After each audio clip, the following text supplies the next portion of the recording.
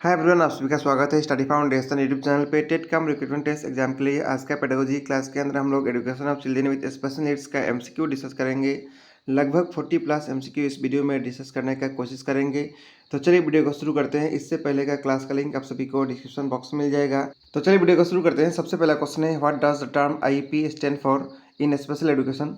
Special education के अंदर जो है आईईपी टर्म का मतलब क्या होता है। इस टर्म का मतलब होता है इंडिविजुअलाइज एजुकेशन प्रोग्राम। तो इस क्वेश्चन का राइट आंसर हो जाएगा option number C. Next question है, what does the term inclusion refer in the context of special education. Special education का कॉन्टेक्स्ट के अंदर आप सभी को बताना है इंक्लूजन का मतलब क्या होता है। सबसे पहला ऑप्शन दिया है, placing students with disability in separate classroom, यानी जो डिसेबिलिटी वाले बच्चे हैं उनको सेपरेट क्लासरूम में रखना। ये जो है इंक्लूजन का मतलब नहीं होता है। ऑप्शन ए जो है गलत है।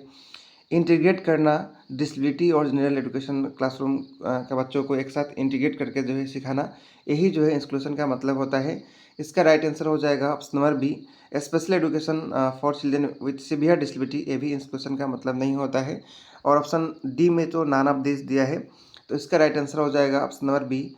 इसके बाद नेक्स्ट क्वेश्चन है, which of the following is common characteristics of student with autism spectrum disorder. Autism spectrum disorder का कॉमन कैरेक्टर क्या है। सोशल इंटरेक्शन में प्रॉब्लम होना या कम्युनिकेशन में प्रॉब्लम होना जो है कॉमन कैरेक्टर है। इस प्रकार का ऑप्शन नंबर ए में दिया गया है, difficulty with social interaction and communication. तो राइट आंसर हो जाएगा option number A. Next question है, who are consider slow learner. इनमें से स्लो लर्नर किसको कहा जाता है। स्लो लर्नर ऐसे लर्नर होते हैं जो स्लो पेस से सीखते हैं as compare to their peers, और उनका जो प्रॉब्लम होता है उसको डायग्नोस भी नहीं किया जा सकता है। इस प्रकार का ऑप्शन नंबर बी में दिया गया है, students who learn at slow pace than their peers but do not have the diagnose disability. ठीक है। इसके बाद नेक्स्ट क्वेश्चन है, which of the following is common characteristics of slow learner. Next question slow learner से ही है और इसका आप सभी को जो है कैरेक्टर बताना है। अभी हम लोग डिस्कस किए थे, इनका जो है डिफ़िकल्टी होता है और वो चीज़ को डायग्नोस भी नहीं किया जा सकता है डिसेबिलिटी को। ऑप्शन देखते हैं, high academic performance across all subject. High academic performance तो स्लो लर्नर का होता ही नहीं है। ऑप्शन ए नहीं होगा। Difficulty retaining information and applying it, यानी जो भी चीज़ को सुन रहे हैं उस चीज़ इन्फॉर्मेशन को यदि गैदर कर रहे हैं उसको रिटेन नहीं कर पाते हैं और उसको अप्लाई भी नहीं कर पाते हैं, ए आंसर हो सकता है। सेवियर प्रॉब्लम बिहेवियरल इशूज़, ए भी नहीं होगा। ए स्लो लर्नर का कैरेक्टर नहीं होता है। Advance problem solving skill, advance तो जो है गिफ्टेड स्टूडेंट के अंदर होता है, तो ऑप्शन डी भी नहीं होगा। इसलिए राइट आंसर हो जाएगा option number B, difficulty retaining information and applying it. ठीक है। इसके बाद नेक्स्ट क्वेश्चन है, which of the following factor can contribute to a child being a slow learner. Slow learner का के अंदर जो है कौन सा इनमें से फैक्टर कंट्रीब्यूट कर सकता है। लेक ऑफ प्रॉपर न्यूट्रिशन ये कर सकता है स्लो लर्नर के अंदर। लिमिटेड पेरेंटल सपोर्ट, ये भी जो है स्लो लर्नर के अंदर कंट्रीब्यूट कर सकता है स्लो लर्नर होने के अंदर। पुअर टीचिंग मेथड, इस कारण से भी हो सकता है। इसका राइट आंसर हो जाएगा option number D, all of the above. तीनों यहाँ पे जो प्रॉब्लम दिया है, फैक्टर दिया है, राइट से, तो सही आंसर होगा ऑप्शन नंबर डी। इसके बाद नेक्स्ट क्वेश्चन है, what is cerebral palsy. Cerebral palsy CP किसको कहा जाता है। इनमें से ए डिजनेटिव डिसऑर्डर ऑफ मसल्स, इसको जो है सेरेब्रल पाल्सी नहीं कहा जाता है। ऑप्शन ए गलत है। A group of disorder affecting movement and postures cause by brain injury during early development, इसको ही जो है सेरेब्रल पाल्सी कहा जाता है। हम लोग डिस्कस किए थे, सेरेब्रल पाल्सी एक अम्ब्रेला टर्म है, इसके अंदर बहुत सारा डिसऑर्डर आ सकता है, इसलिए राइट आंसर होगा ऑप्शन नंबर बी। बाकी सी और डी जो है वो सेरेब्रल पाल्सी इसको नहीं कहा जाता है। A condition cause by spinal cord injury, इसको नहीं कहा जाता है। A genetic disorder affecting cognitive ability, इसको भी सेरेब्रल पाल्सी नहीं कहा जाता है। तो राइट आंसर हो जाएगा ऑप्शन नंबर बी। इसके बाद नेक्स्ट क्वेश्चन है, which of the following is a challenges often face by teacher of children with cerebral palsy.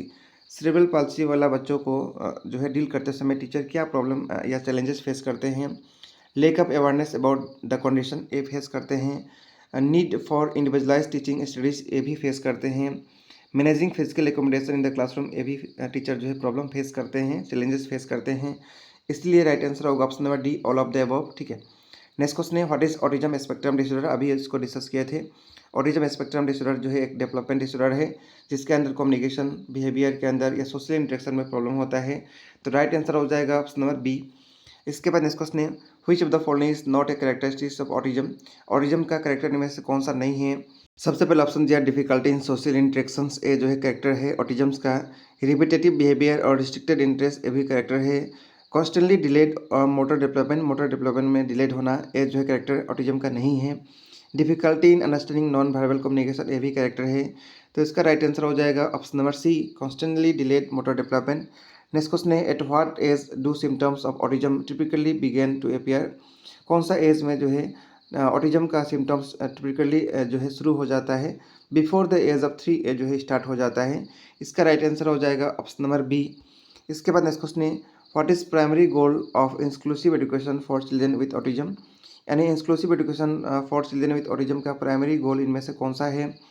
To isolate them from stressful environment, यानी स्ट्रेसफुल इन्वायरमेंट से उनको isolate करना, ये जो है इंक्लूसिव एजुकेशन का गोल नहीं है प्राइमरी। तो ऑप्शन ए गलत होगा। To provide equal opportunity and support in regular classroom setting, यही जो है ऑटिज्म जो है बच्चों का इंक्लूसिव एजुकेशन में प्राइमरी गोल है। तो इसका राइट आंसर होगा ऑप्शन नंबर बी। बाकी सी देख लेते हैं। To focus only on academic achievement, ये जो है वैसे भी इंक्लूशन का करेक्टर नहीं होगा। To create specialize school for all children with autism, ये भी करेक्टर नहीं है। तो इसका राइट आंसर होगा option number B. To provide equal opportunity and support in regular classroom setting. इसके बाद नेक्स्ट क्वेश्चन है, question number 14, which of the following support strategies is most effective for children with autism. Autism वाला बच्चों को deal करते समय जो है कौन सा सपोर्ट या स्ट्रेटजीज जो है बहुत अच्छा होगा, बहुत इफेक्टिव होगा। क्लियर एंड कंसिस्टेंस रूटीन, ये हो सकता है। Visual aids for communication and understanding, ये भी हो सकता है सपोर्ट्स के रूप में। प्रोवाइडिंग ए सेंसरी फ्रेंडली इन्वायरमेंट, ये भी हो सकता है। तो यहाँ राइट आंसर हो जाएगा option number D, all of the above जो है अच्छा तरीका है सपोर्ट देने के लिए। इसके बाद नेक्स्ट क्वेश्चन है, what is the current term use instead of mental retardation. Mental retardation के जगह जो है आजकल इसके टर्म्स के जगह कौन सा टर्म्स यूज़ किया जाता है। इंटेलेक्चुअल डिसेबिलिटी यूज़ किया जाता है। तो राइट आंसर हो जाएगा ऑप्शन नंबर बी। इसके बाद नेक्स्ट क्वेश्चन है, at what age must symptoms of intellectual disability manifest for a diagnosis. तो उस एज का टाइम पीरियड बताना है जिसके अंदर जो है इंटेलेक्चुअल डिसेबिलिटी को हम लोग डायग्नोसिस करने के लिए मैनिफेस्ट कर सकते हैं। वो एज है before the age of 18 age से पहले जो है इस सिम्टम्स को, इंटेलेक्चुअल डिसेबिलिटी को हम लोग मैनिफेस्ट कर सकते हैं डायग्नोसिस के लिए। तो इसका राइट आंसर होगा ऑप्शन नंबर बी। इसके बाद नेक्स्ट क्वेश्चन है, what is the primary goal of special education for children with intellectual disability. Primary goal क्या है स्पेशल एजुकेशन का इंटेलेक्चुअल डिसेबिलिटी वाला बच्चों के लिए। To maximize their independence and their functional skill, यही जो है प्राइमरी गोल है। ऑप्शन बी में जो दिया है, to integrate them exclusively in special schools, a primary goal नहीं है। To achieve academic parity with their peers, ये भी प्राइमरी गोल नहीं है। To focus only on their weakness, ये भी नहीं है। तो इसका राइट आंसर हो जाएगा option number A. Next question है, what does the term locomotor disability refer to. Locomotor disability किसको कहा जाता है। A disability that affect the movement of limbs and the ability to perform motor task, इसको ही जो है लोकोमोटर डिसेबिलिटी कहा जाता है चारों में से। तो इसका राइट आंसर हो जाएगा ऑप्शन नंबर बी। इसके बाद नेक्स्ट क्वेश्चन है, which of the following is a common cause of locomotor disability. Locomotor disability होने का कॉमन कॉज क्या है। Neurological condition like cerebral palsy, ये है। एम्पुटेशंस और लॉस ऑफ लिम्स, ये भी है। Bone disease like osteogenesis imperfecta, ये भी जो है कॉमन कॉजेज हो सकता है लोकोमोटर डिसेबिलिटी का। तो इसका राइट आंसर हो जाएगा option number D, all of the above. इसके बाद नेक्स्ट क्वेश्चन है, what condition is not typically associated with locomotor disability. Locomotor disability के साथ जो है कौन सा कंडीशन जुड़ा हुआ नहीं है। ऑटिज्म स्पेक्ट्रम डिसऑर्डर, बाकी जो कंडीशन दिया है वो सभी जुड़ा हुआ है लोकोमोटर डिसेबिलिटी के साथ। तो राइट आंसर हो जाएगा option number B. Next question है, which law in India addresses the right of persons with locomotor disability. Locomotor disability के साथ कौन सा इंडिया का जो है लॉ है जो जुड़ा हुआ है, वो है the right of person with disability act 2016। तो इसका राइट आंसर हो जाएगा option number B. Next question है, what is the goal of inclusive education. Inclusive education का गोल क्या है लोकोमोटर डिसेबिलिटी वाला बच्चों के लिए। To provide them an education in isolated environment, ये जो है प्राइमरी गोल नहीं है, ऑप्शन ए गलत है। To ensure equal access to education with necessary accommodation, यही जो है सबसे प्राइमरी गोल है इंक्लूसिव एजुकेशन का लोकोमोटर डिसेबिलिटी वाला बच्चों के लिए। टू लिमिट देयर पार्टिसिपेशन, ये भी गोल नहीं है। To focus only on vocational training, ये भी जो है प्राइमरी गोल नहीं है, ठीक है। तो इसका राइट आंसर हो जाएगा option number B, to ensure equal access to education with necessary accommodation. Next question है, what does the term visual impairment refer to. Visual impairment किसको कहा जाता है, इनमें से जो है पार्शियल या टोटल लॉस ऑफ विजन को कहा जाता है। Date can not be corrected with glasses और कॉन्टैक्ट लेंस, उसको जो है विजुअल इंपेयरमेंट कहा जाता है। तो इसका राइट आंसर हो जाएगा ऑप्शन नंबर बी। बाकी कंप्लीट इनएबिलिटी टू सी, इसको नहीं कहा जाता है। A condition affecting cognitive processing of visual information, इसको भी नहीं कहा जाता है। टेम्परेरी लॉस ऑफ विजन, इसको भी नहीं कहा जाता है। तो राइट आंसर होगा option number B. Next question है, which of the following is not a common cause of visual impairment. Visual impairment का इनमें से कौन सा कॉमन कॉज नहीं है। ऑस्टियोपोरोसिस जो है कॉमन कॉज नहीं है, बाकी कैटरेक्स, ग्लोकोमा, रेटिनल डिटैचमेंट, ये सब जो है कॉमन कॉज है। तो इसका राइट आंसर हो जाएगा option number C. Next question है, which of the following tool is commonly used by individuals with visual impairment. Visual impairment का जो इंडिविजुअल है कॉमनली कौन सा टूल यूज़ करते हैं? व्हाइट कैन और बैरल सिस्टम का यूज़ करते हैं। तो राइट आंसर होगा option number B. Next question है, which strategy is most effective for teaching student with visual impairment. Visual impairment वाला बच्चों के लिए कौन सा स्ट्रेटजी जो है सबसे अच्छा होगा? Using visual aids exclusively, visual aids का यूज़ किया जाए। ये हो सकता है providing tactile learning material and auditory instruction. Option B में जो दिया है वो ए से भी बेस्ट है कि टेक्टाइल लर्निंग मटेरियल या ऑडिटरी इंस्ट्रक्शन का यूज़ किया जाए। तो इस क्वेश्चन का सही आंसर हो जाएगा ऑप्शन नंबर बी। बाकी आइसोलेट क्लासरूम में या ग्रुप एक्टिविटी करके इससे कोई भी ज़्यादा फायदा नहीं होने वाला है। तो राइट आंसर होगा ऑप्शन नंबर बी। इसके बाद नेक्स्ट क्वेश्चन है, what does the term hearing impairment refer to. Hearing impairment term जो है इसका मतलब क्या होता है? पार्शियल या टोटल हेयरिंग लॉस होना जिससे कम्युनिकेशन और अंडरस्टैंडिंग को प्रभाव पड़े। इस प्रकार का ऑप्शन ऑप्शन नंबर बी में दिया गया है, इसलिए राइट आंसर होगा option number B. Next question है, which of the following is not a common cause of hearing impairment. Hearing impairment का इनमें से कॉमन कॉज कौन सा नहीं है? रेटिनल डिटैचमेंट जो है कॉमन कॉज नहीं है, बाकी सभी जो है हेयरिंग इम्पेयरमेंट का कॉमन कॉज है। तो इसका राइट आंसर हो जाएगा option number C. Next question है, what is the common challenges face by children with hearing impairment. Hearing impairment का बच्चा जो है कॉमन चैलेंजेस क्या फेस करता है क्लासरूम में? Lack of access to appropriate एक्सेसिव डिवाइस, ये चैलेंज फेस करता है। Difficulty following spoken instruction without visual support, ये भी फेस करता है। Limited teacher training on effective teacher studies, ये भी प्रॉब्लम हो सकता है, कॉमन चैलेंजेस हो सकता है चिल्ड्रन के लिए। तो राइट आंसर हो जाएगा option number D, all of the above. यहाँ तीनों ऑप्शन सही है। नेक्स्ट क्वेश्चन है, how is disability best define. Disability को कैसे हम लोग बेस्ट डिफाइन कर सकते हैं? The reduce inability to perform daily activity due to impairment, इसको ही जो है डिसेबिलिटी कहा जाएगा। यानी जो डेली परफॉर्मेंस करने का या डेली एक्टिविटी करने का जो एबिलिटी है वो रिड्यूस हो जाना ड्यू टू इम्पेयरमेंट। ठीक है, तो राइट आंसर हो जाएगा ऑप्शन नंबर बी। बाकी जो टर्म है उसको डिसेबिलिटी अच्छी तरह से डिफाइन नहीं किया जा सकता है, वो स्टेटमेंट से डिफाइन नहीं किया जा सकता है। नेक्स्ट क्वेश्चन है, question number 32, what does the term handicap signify. Handicap term क्या सिग्निफाई करता है? एक सोसाइटल डिसएडवांटेज जो एक्सपीरियंस होता है ड्यू टू इम्पेयरमेंट या डिसेबिलिटी, वही जो है हैंडीकैप टर्म सिग्निफाई करता है। तो राइट आंसर होगा option number B. Next question है, आप सभी को बताना है इम्पेयरमेंट, डिसेबिलिटी और हैंडीकैप के बीच में क्या रिलेशनशिप है। इम्पेयरमेंट से डिसेबिलिटी होता है और डिसेबिलिटी से हैंडीकैप होता है डिपेंडिंग ऑन सोसाइटल फैक्टर।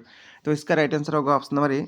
ठीक है, इसके बाद नेक्स्ट क्वेश्चन है, which of the following is causes occur due to visual impairment. Visual impairment से कौन सा यहाँ पे कॉजेज हो सकता है? मस्कुलर डिजेनरेशन, ग्लूकोमा, कैटरेक्स या ऑल ऑफ दीज, तीनों जो है हो सकता है विजुअल इम्पेयरमेंट से। तो इसलिए राइट आंसर होगा option number D. Next question है, those people who are totally blind having zero visions in both eyes can be called.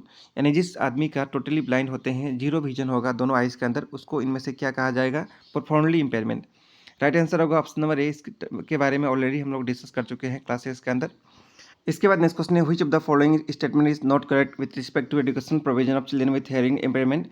Hearing impairment से रिलेटेड आप सभी को बताना है कौन सा एजुकेशन प्रोविजन जो है सही नहीं है। Provision of special class and limited integration, ये सही है। Auditory training and training of using hearing aids, ये भी सही है। Teacher should use face to face contact, ये भी जो है स्टेटमेंट सही है। Big class size, big class size नहीं होना चाहिए, स्मॉल क्लास साइज होना चाहिए, इसलिए गलत कौन सा स्टेटमेंट होगा? Option number D. Next question है, which of the following is not locomotor disability. इनमें से कौन सा लोकोमोटर डिसेबिलिटी नहीं है? पोलियोमेंथिसिस है, न्यूरोलॉजिकल डिसऑर्डर भी है, लेकिन डायबिटीज मेलिटस जो है लोकोमोटर डिसेबिलिटी नहीं है, इसलिए राइट आंसर होगा option number C. Next question है, an example of brain development disorder. इनमें से कौन सा ब्रेन डेवलपमेंट डिसऑर्डर का एग्जाम्पल है? ऑटिज्म जो है एक ब्रेन डेवलपमेंट डिसऑर्डर का एग्जाम्पल है, तो सही आंसर होगा option number D. Next question है, which of the following characteristics are associated with autism. इसको हम लोग स्टार्टिंग में डिस्कस किए थे, ऑटिज्म का कौन सा करेक्टर हो सकता है? Lake of social interaction, lake of impairment in communication, repetitive behaviour, तीनों जो है करेक्टर हो सकता है ऑटिज्म का। तो राइट आंसर होगा option number D. Next question है, Nilesh was playing with his toy for the last 2 hours. Nilesh जो है अपना टॉय से 2 घंटा से खेल रहा है। His mother was calling him, उनका माँ जो है उनको बुला रही है, but he was not replying, लेकिन वो रिप्लाई नहीं कर रहा है। Again his mother shouted his name, बाद में उसका माँ उसका नाम से बुलाई। ही replied but did not look at her, तो वो रिप्लाई किया लेकिन, यानी जो नीलेश है वो रिप्लाई किया लेकिन वो माँ की तरफ नहीं देखा। नीलेश वॉज सफरिंग फ्रॉम, तो यहाँ नीलेश जो है कौन सा बीमारी से सफ़र हो सकता है? ये जो है ऑटिज्म से सफ़र है, क्योंकि ऑटिज्म के अंदर सोशल इंटरेक्शन या कम्युनिकेशन अच्छी तरह से नहीं होता है। तो राइट आंसर होगा option number B. Next question है, the exact cause of autism are. Autism का एग्जैक्ट कारण क्या है? इसको पूरी तरह से जो है अभी तक नोन नहीं किया जा सका है, इसलिए राइट आंसर होगा ऑप्शन नंबर ए। तो ये सब था इस टॉपिक का एमसीक्यू। लगभग